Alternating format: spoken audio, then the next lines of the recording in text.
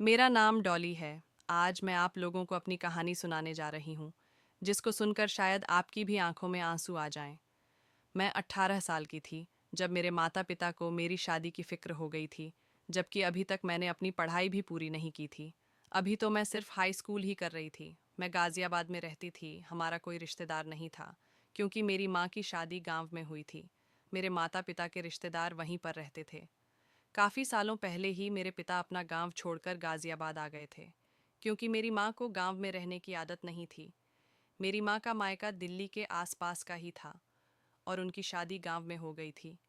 इसलिए मेरी माँ का दिल गांव में नहीं लगता था। मेरे पैदा होते ही उन्होंने गांव छोड़ दिया था। मेरे पिता गाजियाबाद में एक फैक्ट्री में मजदूरी किया करते थे।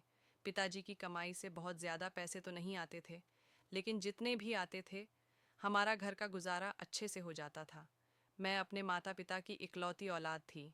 जैसे जैसे मैं बड़ी होने लगी तो मेरी माँ पिताजी से रोज़ कहती कि तुम्हारी फैक्ट्री वाली नौकरी की कमाई से अब घर नहीं चलता, तुम कोई और काम देख लो। तो उस पर मेरे पिताजी कहते कि अब इसके अलावा मुझसे इस उम्र में कुछ नहीं होता। तब जवानी थी और शरीर में जान थी। तब तुम्हारे कहने पर गांव की ज़मीन बेचकर मैं गाजियाबाद आकर रहने लगा था। अब गांव भी नहीं जा सकता, वहां पर क्या काम करूंगा। इसी बात को लेकर इन दोनों में हर रोज़ लड़ाई झगड़ा होता रहता था। माँ और पिताजी को इस तरह से लड़ता हुआ देखकर मेरा दिल पढ़ाई से भी हटता जा रहा था। पिताजी के अलावा घर में कोई और कमाने वाला नहीं था। मेरे पिता बेचारे अकेले ही इतनी मेहनत किया करते थे। मेरा दिल चाहता था कि मैं अपने पिता की मदद कर सकूं, लेकिन जब भी मैं कोई काम करने का कहती, माँ मुझे साफ इनकार कर देती कि बस अब मुझे तुम्हारी शादी करनी है। मुझे अपने पिता की बूढ़ी हड्डियों पर बहुत तरस आता था। मेरा दिल चाहता था कि मैं अपने पिता की मदद कर सकूं, लेकिन माँ के आगे हमेशा ही मैं मजबूर हो जाती थी। हमारे गांव में शादी थी और हमें वहाँ से इनविटेशन आया था। हमारे जितने भी रिश्तेदार थे सारे गांव में ही मौजूद थे। शादी मेरे बुआ के बेटे की थी, इसलिए वहाँ पर जाना भी ज़रूरी था। हम लोगों ने शादी में जाने की तैयारियां शुरू कर दी थीं। हमने अपनी पैकिंग भी कर ली थी। माँ पिताजी से कहने लगी कि इस बार गांव चलकर हमें अपनी बेटी डोली का रिश्ता भी तय कर देना है। वहाँ पर जाकर तुम्हें हमारी बेटी के रिश्ते की बात चलानी है। वहाँ जाकर कोई अच्छा रिश्ता मिल जाए तो बात पक्की कर देना। मुझे अपनी माँ की यह बात सुनकर बहुत हैरत हो रही थी। वह खुद तो सारी जिंदगी काम छोड़कर शहर में आकर रह रही थी और मेरे लिए वह गांव में रिश्ता ढूंढने जा रही थी। मैं अभी शादी नहीं करना चाहती थी। मैं पढ़ना चाहती थी। मैं चाहती थी कि मैं अपने पिता की परेशानियों को ख़त्म कर सकूं और कुछ बनकर हमारी जिंदगियों को आसान बना सकूं। मेरे पिता भी इस बात के लिए राज़ी हो गए थे। मैं शर्म की वजह से पिताजी के सामने तो कुछ नहीं बोल पाई थी, लेकिन पिताजी के जाते ही मैंने माँ को साफ साफ कह दिया कि मैं मर जाऊंगी, लेकिन गांव में शादी नहीं करूंगी और तुम गांव में जाकर मेरे रिश्ते की बिल्कुल भी कोई बात मत करना। ऐसा ना हो कि बाद में आपको बेइज्जती का सामना करना पड़े। मैं यहाँ शहर में रहकर पढ़ लिख कर नौकरी करना चाहती हूँ और अपने पिता का सहारा बनना चाहती हूँ। मुझे अभी शादी की कोई जल्दी नहीं थी। 2 दिन बाद जब हम गांव चले गए तो वहाँ जाने के बाद जब शादी निपट गई तो मेरे पिताजी ने अपने पड़ोस में रहने वाले मेरे पिताजी के दोस्त के बेटे के साथ ही मेरा रिश्ता तय कर दिया और वहाँ सब लोगों को यह खबर दे दी कि उन्होंने रिश्ता पक्का कर दिया है। मैंने लड़के को देखा तक नहीं था। शादी वाले घर में मौजूद औरतें बार बार मुझे देख रही थीं। यह सब मुझे बहुत अजीब लग रहा था और बहुत बुरा भी लग रहा था। फिर एक औरत कहने लगी कि यह मनीष की होने वाली पत्नी है। मुझे कुछ समझ नहीं आ रहा था। मैंने अकेले में अपनी माँ से बात की तो उन्होंने भी कहा कि तुम्हारा रिश्ता पक्का हो गया है, अब ज़्यादा बोलने की कोई ज़रूरत नहीं है। मुझे अपनी माँ की बात पर बहुत ज़्यादा गुस्सा आया था और मैं कमरे में जाकर खूब रोई थी कि मुझे अभी शादी नहीं करनी, लेकिन मेरे माता पिता तो ज़बरदस्ती मेरी शादी करवाना चाह रहे थे। किसी ने मेरी एक ना सुनी। गांव में मेरा बिल्कुल भी दिल नहीं लगता था। मैं जितने भी दिन यहाँ पर रही उदास ही रही थी। अपने पिता के सामने बोलने की तो मेरी हिम्मत ही नहीं थी, इसीलिए ना चाहते हुए भी इस रिश्ते को एक्सेप्ट करना पड़ा था। लेकिन वो लड़का कौन है, कैसा है, ये मेरा जानना इतना ज़रूरी नहीं था, क्योंकि मुझे शादी में कोई इंटरेस्ट नहीं था। मेरे घर वाले ज़बरदस्ती मेरी ये शादी करवा रहे थे। मेरी बुआ के बेटे की शादी ख़त्म हो गई तो हम लोग वापस अपने घर आ गए थे।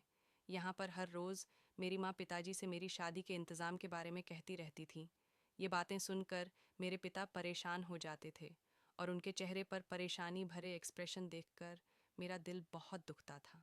मेरे पिता गरीब थे और मेहनत मजदूरी करके घर का खर्चा चलाते थे, लेकिन फिर भी ना जाने क्यों उन दोनों को मेरी शादी की इतनी जल्दी आ रही थी।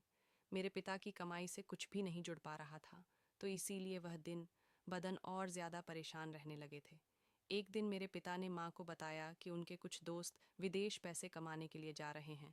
क्यों ना मैं भी उनके साथ विदेश चला जाऊं और वहां जाकर मैं तुम लोगों को पैसे भेजता रहूंगा। तुम मेरी बेटी का दहेज जोड़ लेना। मैंने जब पिताजी की यह बात सुनी तो मैंने फौरन ही उनको विदेश जाने के लिए मना कर दिया कि पिताजी को इस उम्र में किसी की भी खातिर बाहर जाने की कोई ज़रूरत नहीं है। अगर वो लोग मुझे एक्सेप्ट करना चाहते हैं तो ऐसे ही करें। अगर दहेज लेकर शादी करना चाहते हैं तो मैं आप लोगों के घर में ही ठीक हूँ, मुझे नहीं जाना शादी करके।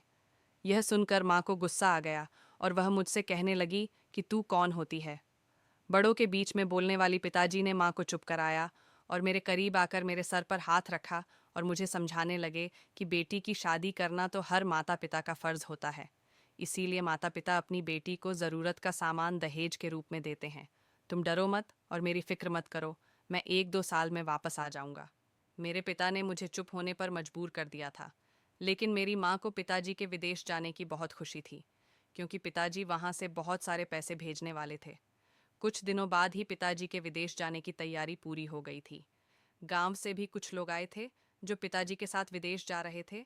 सब लोग मिलकर विदेश के लिए रवाना हो गए थे। पिताजी को इतने सालों के लिए जाता हुआ देखकर मेरी आंखों से आंसू नहीं रुक रहे थे। मैं अपने पिता से बहुत प्यार किया करती थी। कहते हैं ना कि बेटियां तो पिता की लाडली होती हैं। कुछ ऐसा ही मेरे साथ भी था। मैं अपने पिता की लाडली थी और इस दुनिया में सबसे ज़्यादा प्यार मैं अपने पिता से करती थी, और वह भी मुझसे बहुत प्यार करते थे। लेकिन माँ को तो बस जल्दी थी कि पिताजी को हम किसी तरह से भी परेशान ना करें, ताकि वह बेफिक्र होकर यहाँ से जाएं और उनके जाते ही हमारे अच्छे दिन शुरू हो जाएं। आखिरकार मेरी माँ की तमन्ना पूरी हो गई थी। पिताजी हम लोगों से दूर चले गए थे। पिताजी के जाने के बाद मेरी तो जैसे दुनिया ही वीरान हो गई थी। घर की सारी रौनक मेरे पिता से ही थी। मैं बहुत उदास रहने लगी थी। पिताजी के जाते ही माँ ने मेरा कॉलेज जाना भी छुड़वा दिया था और कहती थी कि अब बस बहुत हो गई पढ़ाई, अब तो तुम्हारी शादी की तैयारियां शुरू करना चाहती हूँ। मैं माँ से कहती थी कि माँ, जब तक पिताजी नहीं आ जाते तब तक तो मुझे पढ़ने दो। माँ ने कहा कि तेरे बाप के आने तक कौन रुकेगा, वह जैसे ही पैसे भेजेंगे मैं तेरी शादी की डेट फिक्स कर दूंगी। 2-3 साल तक तो मैं तेरा खर्चा नहीं उठा सकती और ना ही मैं तुझे पढ़ा सकती हूँ। मैं माँ से लड़ने लगती थी कि क्या मतलब है, मेरा खर्चा नहीं उठा सकती। पिताजी के आने तक मैं इस घर से कहीं भी नहीं जाऊंगी। यह मेरे पिता का घर है और किसी के बाप में इतनी हिम्मत नहीं जो मुझे यहाँ से निकाल सके। यह बात सुनकर मेरी माँ को मुझ पर बहुत ज़्यादा गुस्सा आया। उन्होंने मुझे इतना मारा कि 2 दिन तक मेरा शरीर दर्द करता रहा। पिताजी के घर से निकलते ही माँ के तो जैसे पर निकल आए थे। उन्होंने मेरी पढ़ाई भी छुड़वा दी थी और सारे घर का काम मेरे सर पर डाल दिया था। खुद तो बस मोहल्ले के घरों के चक्कर काटती रहती थी, कभी इस घर के तो कभी उस घर के। बस तैयार होकर घर से निकल जाती थी। दोपहर को आकर खाना खा लेती और उसके बाद थोड़ा आराम करने के बाद फिर शाम के टाइम पर पड़ोस के घरों में जाकर बैठ जाया करती थी, और मैं सारा सारा दिन घर में अकेलेपन का शिकार होती रहती थी। माँ को घूमने फिरने से ही फुर्सत नहीं थी। घर से लेकर बाहर तक के सारे काम अब मैं करने लगी थी। घर में खाना बनाना, और घर में जब खाना बनाने के लिए राशन खत्म हो जाता था, उसकी जिम्मेदारी भी मुझ पर ही थी। एक दिन मैं घर का सामान लेने के लिए बाजार जा रही थी। एक लड़के की दुकान हमारे गली के नुक्कड़ पर ही थी। उस दुकान पर लड़का बैठा हुआ था। वो लड़का नज़र भर कर मुझे देख रहा था। जैसे ही मेरी नज़र उस पर पड़ी, मैंने देखा कि वह मुझे घूर रहा था। उसके बाद मैं जब मार्केट से वापस आई तो तब भी वह मुझे ही देख रहा था। बड़ी मुश्किल से मैंने उससे अपनी नज़रें चुराई और अपना सामान लेकर घर वापस लौट आई थी। वह घर तक मुझ पर नज़र रखे हुए था। मैंने फ़ौरन ही अंदर जाकर गेट बंद कर लिया। जब भी मैं घर से निकलती थी, वह मुझे अजीब अजीब नज़रों से देख रहा होता था। उसके बारे में मैं अपनी माँ से भी कुछ नहीं कह सकती थी। माँ तो यह बात सुनते ही मेरा जीना दुश्वार कर देती। तंग आकर मैंने घर से बाहर निकलना तक छोड़ दिया था। वो लड़का जब भी मैं घर से बाहर निकलती तो अपनी दुकान पर बैठा हुआ मुझे गौर गौर से देखता था। अब तो आने जाने वाले लोगों को भी शक होने लगा था। एक दिन मैं घर की छत पर खड़ी हुई थी तो उसने मुझे इशारा करते हुए एक कागज़ पर कुछ लिखकर मेरी तरफ फेंक दिया। मैं घबरा गई। मुझे बहुत ज़्यादा डर लग रहा था, लेकिन उस कागज़ को पढ़े बिना मुझे सुकून भी नहीं आ रहा था। मैंने उस कागज़ को उठाकर खोला तो उसने उस कागज़ के थ्रू मुझे प्रपोज़ किया था। उसमें लिखा हुआ था, मैं कोई बुरा लड़का नहीं हूँ, बस तुम मुझे इतनी पसंद आ गई हो कि दिल के हाथों मजबूर होकर मैंने यह कदम उठाया है। एक बार बात करने का मौका दे दो, अगर फिर तुम जो कहोगी मैं वह करूँगा। मैं तुम्हारी खातिर कुछ भी करने के लिए तैयार हूँ। मैंने सोचा इससे जान छुड़ाने का कोई और अच्छा तरीका नहीं है। मैंने सोचा उसे बता दूंगी कि मेरी इंगेजमेंट हो चुकी है तो उसका दिल खुद ही टूट जाएगा और वह मायूस होकर यहाँ से चला जाएगा और मेरा पीछा भी छोड़ देगा। मैंने एक दिन माँ के घर से निकलते ही मौका पाकर उसे इशारे से घर के अंदर बुला लिया और उसके अंदर आते ही मैंने झट से दरवाजे को अंदर से बंद कर लिया। वह तो बुरी तरह से कांप रहा था। मैं लड़की थी, लेकिन मुझसे ज़्यादा उसे डर लग रहा था। मैंने उसे रिलैक्स होने को कहा और कहा कि बताओ तुम मुझसे क्या बात कहना चाहते हो। तो उसने कहा कि जिस दिन से उसने मुझे देखा है, दिल के हाथों मजबूर होकर रह गया है। न दिन को सुकून मिलता है, न रात को चैन। रात रात भर इसी इंतज़ार में गुजार देता है कि कब दिन निकले और वह मेरा दीदार कर सके। उसने कहा कि डॉली मुझे गलत मत समझना, मैं तुम्हारा नाम और तुम्हारे बारे में अच्छी तरह से जानता हूँ। मैं कोई धोखेबाज और झूठा इंसान नहीं हूँ, लेकिन मोहब्बत तो मोहब्बत है, हो ही जाती है, और जिससे हो जाती है इंसान उसके हाथों मजबूर हो जाता है। मैंने उसे कहा कि तुम मेरे बारे में सब कुछ जानते हो, लेकिन शायद यह नहीं जानते कि मेरा रिश्ता लगा हुआ है। मेरी शादी मेरे पिता के दोस्त के बेटे के साथ हो रही है और मैं यहाँ से शादी होने के बाद गांव चली जाऊंगी। मेरा ससुराल गांव में ही है। मैं अपने माता पिता की इज्जत का बहुत ख्याल करती हूँ। तुम्हें किसी के सहारे पर नहीं रखना चाहती, ताकि मैं तुमसे किसी तरह का झूठ बोलूं और कुछ दिन के लिए तुमसे रिलेशनशिप बनाकर मैं तुम्हें धोखा नहीं देना चाहती। ये सब सुनकर वह थोड़ा सैड हो गया था, लेकिन मेरा सच बोलने से वह बहुत ज़्यादा खुश हुआ था। उसने बताया कि यह नुक्कड़ वाली दुकान उसके पिता की है। कभी कभी वह उस दुकान पर बैठ जाता है और वहीं उसका घर भी है। उसने बताया कि मेरे परिवार में मैं और सिर्फ मेरे पिता हैं। हम दोनों इसी दुकान से अपना गुजर बसर करते हैं, लेकिन हम दोनों की ज़िंदगी बहुत अच्छी गुजर रही है। मेरी शादी हो जाएगी तो शायद घर में कोई औरत आ जाएगी। मेरी माँ काफ़ी सालों पहले गुजर चुकी है और मेरी बहन की शादी भी 2 साल पहले ही हो गई। उसने ने कहा कि ज़िंदगी में अगर कभी भी कोई काम या कोई ज़रूरत हो तो तुम मुझे ज़रूर याद करना। भले ही तुम मेरी किस्मत में तो नहीं हो, लेकिन मेरे दिल में हमेशा रहोगी। मैंने उसकी फीलिंगलेस थी कि वह कोई आवारा या फिर लोफर टाइप का लड़का होगा जो मेरे पीछे पड़ा हुआ है। लेकिन उसके साथ बात करके मुझे एहसास हुआ था कि सच में मुझसे कोई इतनी मोहब्बत भी कर सकता है। यह सब सोचकर मेरी भी आंखें भर आई थीं, और जब जाते टाइम वह मुझे गुड बाय बोलकर गया तो मैंने उसकी आंखों में भी आंसू देखे थे। वह मुझे सच्चे दिल से चाहने वाला इंसान लगा था, और इतने अच्छे इंसान को गंवाने का मुझे बहुत दुख हुआ था। इसके बाद भी जब मैं घर से किसी काम के लिए निकलती थी तो वह मुझे अपनी दुकान में बैठा हुआ दिख जाता था। उसके दुकान के आगे से निकलते हुए मुझे भी अपनी आंखों पर काबू करना नहीं आता था। मैं किसी न किसी बहाने उसे निगाह उठाकर देख ही लेती थी। जब मैं उसे देखती थी तो वह मेरे दिल की गहराइयों तक उतर जाता था। वह बहुत ही अच्छा लड़का था और शरीफ था।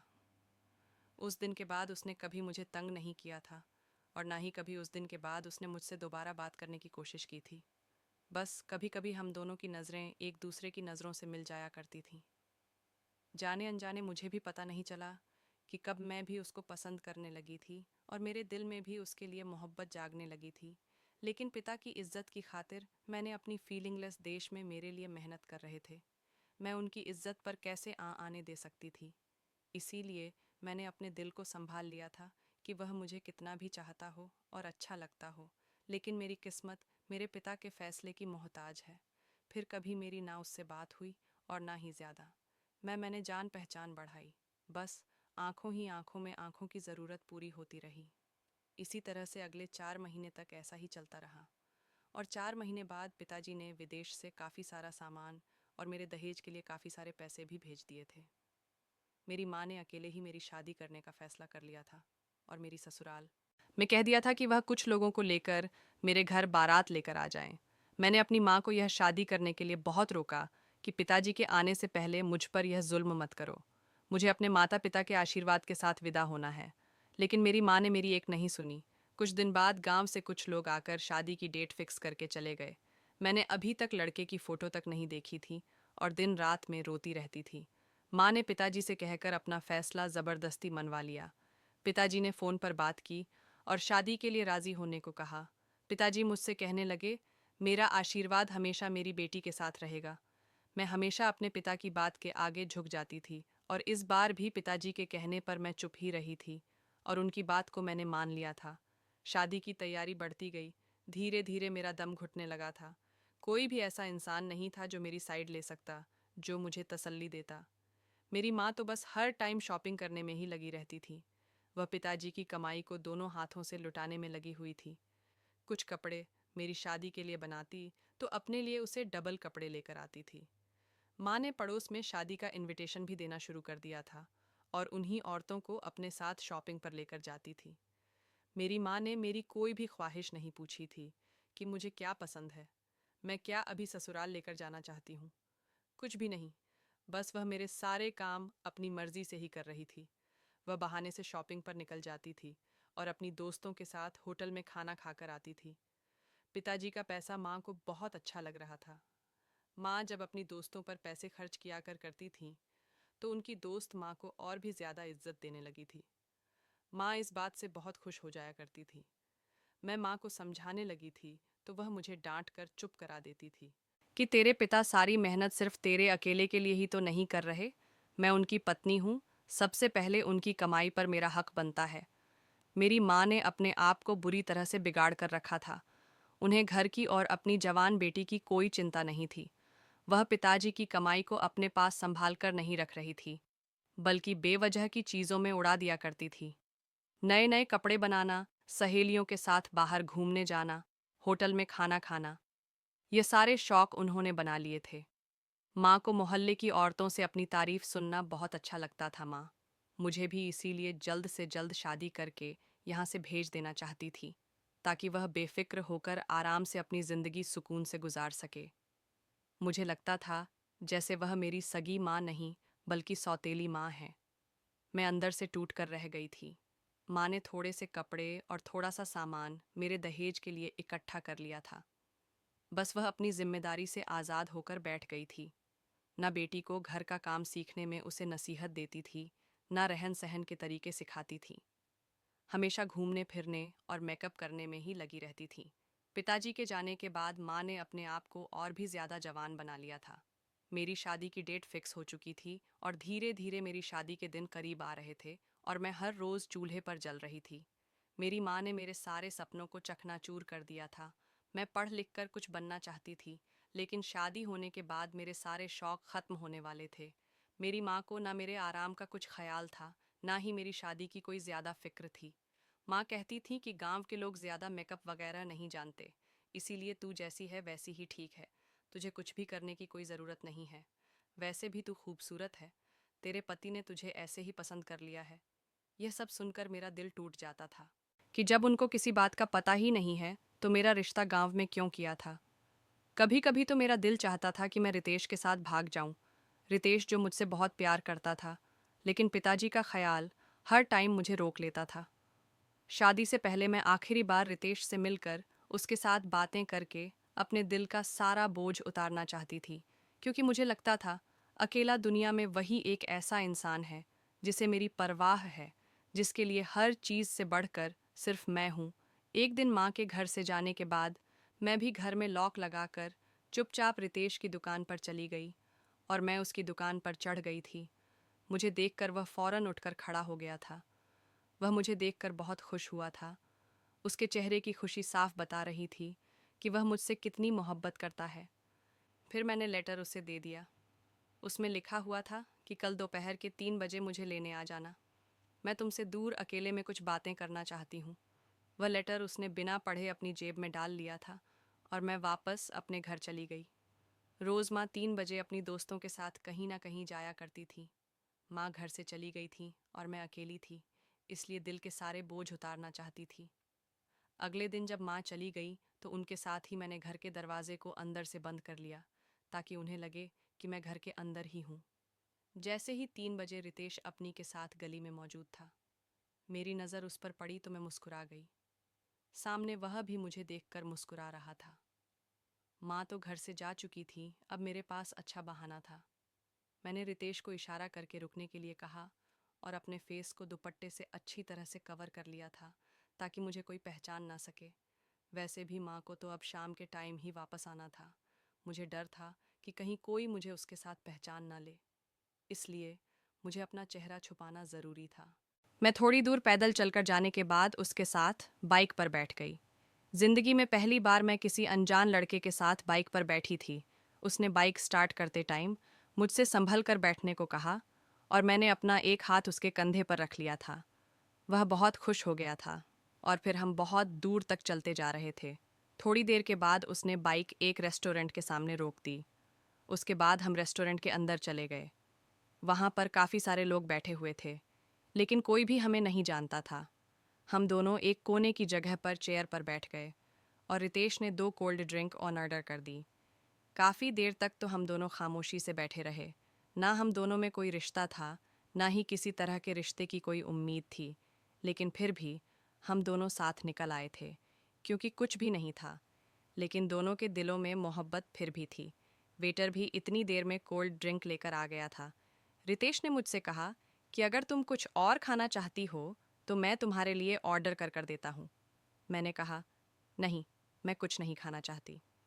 हम दोनों की बात इसी तरह से शुरू हुई थी। मैंने कहा कि रितेश, शायद यह इस तरह से आज हमारी पहली और आखिरी मुलाकात होगी, और फिर 4 दिन बाद मैं हमेशा के लिए किसी और की बन जाऊंगी। लेकिन इससे पहले मैं अपने दिल का बोझ उतारना चाहती थी और तुम्हें सच्चाई बताना चाहती थी कि तुम्हारी मोहब्बत सिर्फ एक तरफा नहीं है रितेश। तुम्हारी मोहब्बत में इतनी ताकत थी कि मैं भी तुमसे मोहब्बत करने पर मजबूर दूर हो गई हूँ। लेकिन किस्मत ऐसी है कि तुम मेरी ज़िंदगी में मेरा रिश्ता हो जाने के बाद आए हो। अगर तुम पहले आ जाते तो मैं सारी दुनिया से लड़कर भी तुम्हारे अलावा किसी से रिश्ता नहीं जोड़ती। लेकिन अब मैं क्या करूँ? मेरे पिताजी मेरी शादी की खातिर दूसरे देश में दिन रात मजदूरी कर रहे हैं। अब मैं कैसे उनकी सारी मेहनत बर्बाद करके उनको बेइज्जत कर दूं, क्योंकि वह अपने गांव में ज़बान देकर आए हैं। रितेश, जो मेरी बातें सुनकर बिल्कुल बिखर कर रह गया था, उसे मुझसे मिलकर जितनी खुशी थी और मैंने उसे अपनी मोहब्बत का इजहार किया है, उसे उतना ही ज़्यादा दुख भी हुआ था कि वह मुझे हासिल नहीं कर सकता था। फिर भी वह बेचारा अपने आप को बड़ी मुश्किल से संभाल रहा था और मुझे तसल्ली दे रहा था कि दुनिया में हर कोई अपनी मोहब्बत को हासिल नहीं कर सकता। बस हम दोनों के लिए इतना ही काफ़ी होना चाहिए कि हमने मोहब्बत कर ली। ये बात सुनकर मैं टूट कर रोने लगी थी। वह मुझे चुप करने की 1000 कोशिश करता रहा और फिर खुद भी रो पड़ा था। उस दिन हमने ज़िंदगी की बहुत सारी बातें एक दूसरे से शेयर की थीं और इस वादे पर एक दूसरे से अलग हुए थे कि ज़िंदगी में अगर कभी भी हम दोनों को एक दूसरे की ज़रूरत पड़ी तो कहने से कभी भी नहीं घबराए। उसने मुझसे कहा कि जितना भी वक्त गुजर जाए, हमेशा तुम्हारी ज़रूरत मेरी पहली जिम्मेदारी होगी। कुछ दुख, कुछ हंसी, कुछ मजाक की बातें करते हम दोनों ने वह दिन बहुत अच्छे तरीके से गुजारा था। वहीं रेस्टोरेंट में बैठकर हम दोनों ने खाना भी खाया था और फिर वह मुझे घर छोड़ने आया था। मेरा बहुत मन कर रहा था कि एक बार वह फिर से अंदर आ जाए, लेकिन इस बार वह नहीं माना था और मुझे छोड़कर ही चला गया था। मैं बस आज के दिन की खूबसूरत यादें दिल में लेकर वापस आ गई थी और शादी की तैयारी पूरी हो चुकी थी। देखते ही देखते शादी का दिन भी आ गया था। मेरी बारात आई और मेरी शादी हो गई। मैंने पहली बार अपने होने वाले पति को अपनी शादी वाले दिन देखा था, जो अब मेरा पति बन चुका था। वह कोई ज़्यादा अच्छा नहीं था, बस नॉर्मल सी शक्ल वाला गांव में रहने वाला ही लग रहा था। लेकिन अपने माँ बाप की पसंद के आगे मैंने हार मान ली थी। अब तो मेरी शादी हो चुकी थी। मैं किसी से क्या कह सकती थी? जिस तरह मेरे लिए यह सब नया नया था, इसी तरह वह भी कोई खास मुझ पर ध्यान नहीं दे रहा था। बस दोनों के ही माता पिता का फैसला था, जो हम दोनों को मानना पड़ा था। मैं विदा होकर अपने माता पिता का घर छोड़कर चली गई। माँ तो अभी अपने कामों में ही बिजी थी उन्हें मेरे जाने पर भी कोई खास दुख नहीं हुआ था। पिताजी से मैंने वीडियो कॉल पर बात कर ली थी, वह भी वहां पर बहुत रो रहे थे। मैं दूल्हे के साथ गाड़ी में बैठी और सारे रास्ते रोती ही रही थी। उसने मुझे एक शब्द तसल्ली का भी नहीं बोला था। मेरी सास मुझे बार बार चुप कराए जा रही थी। गांव पहुंचकर मैंने अपने पिता के फैसले का मान रखते हुए पत्नी होने के सारे हक निभाए थे। घर और ससुराल के लोगों के साथ अच्छे तरीके से बर्ताव किया था। मुझे ऐसी जिंदगी की आदत तो नहीं थी, लेकिन फिर भी खुद को ससुराल वालों की आदत में ढालने की कोशिश कर रही थी। मेरे पति को मुझ में कोई खास इंटरेस्ट नहीं था। मैं भी उसी में खुश थी कि बस वह मुझे इज्जत देता रहे। लेकिन कुछ दिन बाद ही उसकी हकीकत भी खुलकर मेरे सामने आ गई थी। वह रात को काफी टाइम तक लड़कियों के साथ बातें करता रहता था। वह मुझे इतना हक जताने ही नहीं देता था कि उसके साथ लड़ती या उसको इस गलत काम के लिए रोकती। उसे मेरी कोई परवाह ही नहीं थी। बस घर वालों ने ही मुझे घर का हिस्सा बना लिया था। मैं अपने पति की शिकायत साथ से करती तो वह मुझे यह कहकर तसल्ली दे देती कि आजकल हर लड़के का यही हाल है, बस तुम इज्जत के साथ इस घर में बनी रहो। वह सारी लड़कियां तो टाइम पास के लिए हैं, असली घर की मालकिन तो तुम ही रहोगी। नई नई शादी है, पुरानी आदत तो धीरे धीरे ही जाएगी। मतलब उसके माता पिता को भी उसकी आदत का पता था। मेरी शादी को 4 महीने हो चुके थे और 4 महीने बाद ही मैं प्रेग्नेंट हो गई थी। सास तो मुझसे बहुत प्यार करती थी, और जब से उन्हें पता चला था कि मैं प्रेग्नेंट हूँ, तब से उन्होंने मेरे हर नखरे उठाना शुरू कर दिया था। जब यह बात मेरी माँ को पता चली तो वह भी मुझसे मिलने के लिए मिठाई लेकर मुझे बधाइयाँ देने के लिए आई थी, और जाते जाते कहकर गई थी कि डिलीवरी के लिए अगर यह लोग तुमसे मायके आने के लिए कहे तो तुम खुद ही मना कर देना। कह देना वहाँ पर मेरी माँ अकेली है, यहाँ पर तो तुम्हारा पूरा ससुराल भरा हुआ है, हर कोई जिम्मेदारी उठाने वाला है, वहाँ कौन है जो तुम्हें संभालेगा। मैं अपनी माँ की बात को अच्छी तरह से समझ गई थी। उनका मतलब था कि वह मुझे मायके आने से रोक रही थी। मैं जो शादी के बाद से सब्र के घूंट पी रही थी, यह भी चुपचाप बर्दाश्त कर गई। प्रेगनेंसी के दिनों में मेरे पति ने मुझ पर थोड़ा बहुत ध्यान देना शुरू कर दिया था। वह भी ख्याल रखता था। अब मेरे सामने फ़ोन भी नहीं करता था, ताकि मुझे दुख ना पहुंचे। मैं उसकी इसी बात से हो गई थी। महीने गुजरने लगे तो सास बहुत सारी तैयारियां करने लगी थी। फिर मेरी सास ने वही बात कह दी थी जिसका मुझे डर था। मेरी सास ने कहा कि डिलीवरी के लिए हम तुम्हें शहर लेकर चले जाएंगे। तो मुझे अपनी माँ की कही हुई बात याद आ गई थी। मैंने अपनी सास को रोक लिया और उनसे कहा कि गांव की बाकी औरतों की तरह मैं भी घर में ही डिलीवरी करवाना चाहती हूँ। मेरी सास को मेरी इस बात पर बहुत हैरत हुई थी कि मेरी पहली बार डिलीवरी हो रही है, इसलिए उन्होंने मुझे अस्पताल जाने के लिए कहा था। उन्होंने मुझसे कहा था कि तुम्हें डर तो नहीं लगता। मैंने बस नहीं कहकर बात को ख़त्म कर दिया था। गांव में दाई से ही मेरा बच्चा पैदा हो गया था। मैंने एक प्यारे से बेटे को जन्म दिया था। बच्चे को जन्म देने के कुछ दिन बाद ही मैंने नोटिस किया कि मेरा पति दोबारा से फ़ोन पर बातें करता है, जैसे पहले किया करता था। वह रोज़ रोज़ किसी न किसी से फ़ोन पर बातें करता रहता था। जब मेरा बेटा पैदा हुआ था तो मेरी माँ कुछ दिन के लिए पास रहने के लिए आ गई थी। मैंने अपनी माँ को जब अपने पति के बारे में बताया तो उन्होंने मुझसे कहा कि तुम्हारा पति बहुत अच्छा इंसान है, उस पर शक मत किया करो, और कभी भी इस शक की वजह से लड़कर मेरे घर पर मत आना। मैं तुम्हारी कोई शिकायत नहीं सुनना चाहती। अपना घर बसाओ और अपने परिवार में सुखी रहो। कुछ दिन रहने के बाद माँ यह कहकर चली गई कि मुझे गांव में रहने की आदत नहीं है। जब मेरा बेटा 6 महीने का हो गया तो मेरी सास ने मुझे दवाइयाँ खिलानी शुरू कर दी ताकि मैं दोबारा से प्रेग्नेंट हो जाऊं। पोता मिल जाने पर मेरी सास बहुत ज़्यादा खुश थी और चाहती थी कि जल्दी से उनको एक और पोता मिल जाए। पहले बच्चे को तो मैं ठीक से नहीं संभाल सकती थी और मैं कुछ ही महीनों बाद फिर से प्रेग्नेंट हो गई। मैं बहुत मुश्किल वक्त से गुजर रही थी। फिर अचानक एक पहाड़ मुझ पर टूट पड़ा जब पता चला कि मेरे पिता के विदेश में मौत हो चुकी है। यह दुख मेरे लिए नाकाबंदी से ही अपने थोड़े बहुत कपड़े लेकर अपनी माँ के घर पहुँच गई। मुझे लगा इस टाइम पर मेरी माँ को मेरी ज़रूरत होगी। जब मैं अपने घर पहुंची तो माँ की हालत तो बिल्कुल ठीक थी। अगले दिन विदेश से मेरे पिता की डेड बॉडी आ गई थी। तब मैंने अपनी माँ को रोते हुए देखा था। मुझे भी कोई होश नहीं था। मेरे बेटे को मेरी सास ने ही संभाला हुआ था। 1-2 दिन के लिए वह भी हमारे घर पर ही रुक गई थी। चौथे दिन मेरी सास घर वापस चली गई, 9 महीने के बच्चे के साथ, और 3 महीने की प्रेगनेंसी बड़ा मुश्किल टाइम गुजर रहा था। पिताजी की मौत को 2 महीने हो गए थे, लेकिन मेरा पति मुझे लेने के लिए नहीं आया था। मैं खुद उससे ले जाने को कहती तो वह मुझे मना कर दिया करता था। कहता था कि बच्चे की डिलीवरी तक अपने माइक में ही रह लो। लेकिन इधर मेरी माँ ने मेरा जीना दुश्वार कर रखा था कि अब हमारे यहाँ कोई कमाने वाला नहीं है, अब जल्दी से वापस अपने घर चली जाओ। जैसे तैसे बर्दाश्त करके उन्होंने मेरे 9 महीने घर पर पूरे करवा दिए थे। डिलीवरी का टाइम आया तो दूसरी मेरी बेटी पैदा हुई थी। ससुराल में से कोई भी मेरी बेटी को देखने तक नहीं आया था। मैं दो दो बच्चों को एक साथ अपना दूध पिलाती थी। इसके अलावा और कोई चारा नहीं था। मेरे बेटे के लिए कोई दूध तक लेकर आने वाला नहीं था।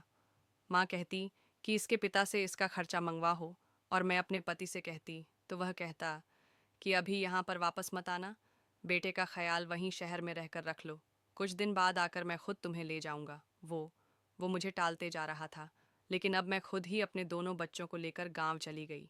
गांव जाकर देखा तो यह देखकर हैरान हो गई थी कि मेरे पति ने अपनी गर्लफ्रेंड से शादी कर ली थी और मेरे हाथ में तलाक के पेपर्स थमा कर कह दिया था कि इस घर में तुम्हारे लिए कोई जगह नहीं। मैं अपने दोनों बच्चों को लेकर वापस शहर आ गई थी। अब मेरे पास और कोई चारा ही नहीं बचा था।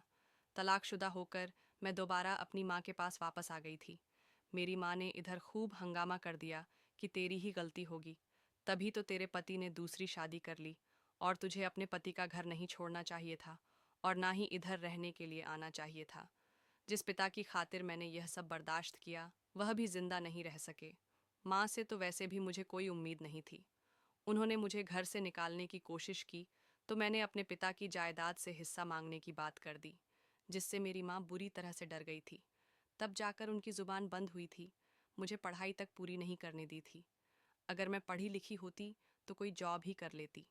अपने बच्चों के सो जाने के बाद मैं नौकरी की तलाश करने के लिए घर से निकल जाती थी। इस तरह से मैंने बहुत सारे धक्के खाए, तब जाकर मुझे नौकरी मिली थी। मुझे एक बड़ी कंपनी में साफ सफाई करने की नौकरी मिल गई थी। मुझे यही नौकरी मिल सकती थी, क्योंकि मैं इतनी ज़्यादा पढ़ी लिखी नहीं थी कि मुझे कोई अच्छी नौकरी मिल सकती। वहाँ पर नौकरी करते हुए मुझे 3 महीने गुजर गए थे। मैं अपने बच्चों को माँ के हवाले करके आज जाती थी। माँ मेरे बच्चों का कोई ख़ास ध्यान तो नहीं रखती थी, लेकिन जब उनको पैसों का लालच हुआ तो वह मेरे बच्चों का ख्याल रखने लगी थी। मैंने अभी तक कंपनी के मालिक को नहीं देखा था। एक दिन जब मैं मालिक के ऑफिस में सफाई करने गई तो यह देखकर हैरान रह गई कि कंपनी का मालिक और कोई नहीं बल्कि रितेश था। मैंने ऑफिस में रितेश की लगी हुई तस्वीर को देखा था। मुझे लगा कि शायद यह तस्वीर किसी ने ऐसे ही लगा दी होगी, लेकिन मुझे वहाँ के लोगों से पता लगा कि यही तो इस कंपनी के मालिक हैं। अब मुझे रितेश से मिलने की बहुत चाहत होने लगी थी, क्योंकि मैंने उसे 2 साल बाद फोटो में देखा था। जैसे ही रितेश ऑफिस में आया तो मैं उसके सामने अपनी आंखों में आंसू लिए खड़ी हुई थी। रितेश भी मुझे अपने ऑफिस में देखकर हैरान रह गया था।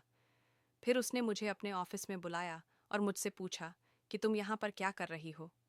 मैंने उसे बताया कि मैं तुम्हारे ऑफिस में 3 महीने से काम कर रही हूँ। रितेश ने कहा, लेकिन तुम यहाँ पर काम क्यों कर रहे हो? मैंने उसको अपनी सारी कहानी बता दी कि शादी के बाद मेरे साथ क्या क्या हुआ था। ये सुनकर रितेश की आंखों में आंसू आ गए। वह मुझसे कहने लगा, मैं पिछले 3 महीने से काम के सिलसिले में शहर से बाहर गया हुआ था। अगर मुझे पता होता तुम मेरे ऑफिस में नौकरानी का काम कर रही हो तो मैं तुम्हें हरगिज यह काम करने नहीं देता। हमने तो वादा किया था ना कि हम एक दूसरे के मुश्किल वक्त में एक दूसरे का साथ देंगे। मेरे पिता का सपना था कि मैं अपने पैरों पर खड़ा हो सकूं। तुम्हारी शादी के बाद मेरे पिता की मृत्यु हो गई थी। उसके बाद मैंने अपने पिता के सपने को पूरा करने के लिए जी तोड़ मेहनत की, नौकरी की, तलाश के लिए जगह जगह धक्के खाए। मेरी पढ़ाई तो पूरी हो चुकी थी। फिर उसके बाद मेरे मामा ने मेरा बहुत साथ दिया, और आज देखो मैं इतना बड़ा बिजनेसमैन बन गया हूँ। मुझे तुम्हारी याद हमेशा आती थी, लेकिन मुझे यह नहीं पता था कि तुम मुझे इस तरह से मिलोगी। अब जब तुम्हारे पति ने तुम्हें तलाक दे दी है और मेरा भी इस दुनिया में कोई नहीं, तुम मेरी मोहब्बत हो। क्या तुम मुझसे शादी करना चाहोगी? मैं तुम्हें और तुम्हारे दोनों बच्चों को बहुत खुश रखूंगा। रितेश की यह बात सुनकर मेरी आंखों में आंसू आ गए थे। मैंने बिना कुछ सोचे समझे रितेश से शादी के लिए हाँ कर दी थी, क्योंकि मैं अब दोबारा से रितेश को खोना नहीं चाहती थी। मैंने अपनी माँ से पूछकर रितेश से शादी कर ली। रितेश एक बहुत अमीर इंसान होने के साथ साथ बहुत अच्छा इंसान भी है। रितेश ने मेरे दोनों बच्चों को एक्सेप्ट कर लिया और आज वह उनको सगे पिता की तरह प्यार करता है। आज मैं अपने पति रितेश के साथ बहुत ज़्यादा खुश हूँ। मेरी शादी के 2 महीने बाद मेरी माँ भी इस दुनिया से चल बसी थी। रितेश ने मेरा बहुत साथ दिया। मैं रितेश से बहुत प्यार करती हूँ। मैं अपनी ज़िंदगी में रितेश और अपने दोनों बच्चों के साथ बहुत ज़्यादा खुश हूँ। दोस्तों, उम्मीद करती हूँ आपको हमारी कहानी पसंद आई होगी। कहानी पसंद आई है तो वीडियो को लाइक करें, चैनल पर नए हैं तो चैनल को सब्सक्राइब करें और हाँ, नोटिफिकेशन बेल को ज़रूर दबाएं ताकि अगले अपडेट सबसे पहले आपको मिले।